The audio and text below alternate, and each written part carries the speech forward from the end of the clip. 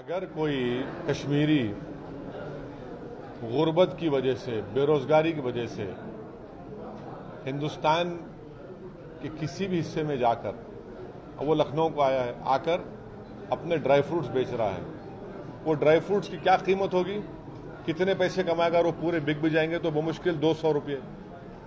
तो क्या एक कश्मीरी को आप 100-200 रुपये भी कमाने नहीं देंगे, महज इसलिए कि वो कश्मीरी है, और रोड पे मारेंगे उसको? अगर आप उसको मार कर भगाएंगे लखनऊ से, तो फिर जाकर क्या पत्थर उठाए वहां पर? वो आप वही चाहते हैं ना कि पत्थर उठाए, वो गड़बड़ करे वैली में जाकर। और ये तो किसी के जहर में जो फ्रस्ट्रेशन क्रिएट करता है, सिस्टम से गुस्सा पैदा करता है, जमहूरियत से उनका भरोसा उठ जाता है। तो फिर दुश्मन तो बैठे हैं सरहद पार, जो शयातीन बैठे हैं, वो तो चाहते ही हैं कि हम इनमें फ्रस्ट्रेशन पैदा कर दें। तो ये जो जिन्होंने उसको मारा है, वही सबसे बड़े देश के दुश्मन है, यही दुश्मन है। इन्हीं की वजह से कश्मीर में पत्थर उठाए जाते हैं, लोग, नौजवानों में एक गुस्सा पैदा होता है।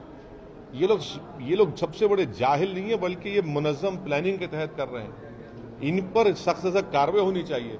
और मैं तो डिमांड करूंगा कि राजनाथ सिंह की कॉन्स्टिट्यूंसी में हुआ है, पूरी इंटरनेशनल, पूरी दुनिया में मैसेज जा रहा है कि एक हिंदुस्तान के होम मिनिस्टर के कॉन्स्टिट्यूंसी में एक कश्मीरी जो सिर्फ ड्राई फ्रूट्स बेचने आया था, जिसको मुश्किल 100 रुपये नहीं मिलते थे, उसको मारा पीटा जा रहा है। तो फिर कश्मीर जाकर क्या करेगा? फिर वो दुआ देगा आप लोगों को? इस देश को समझने की जरूरत है बात।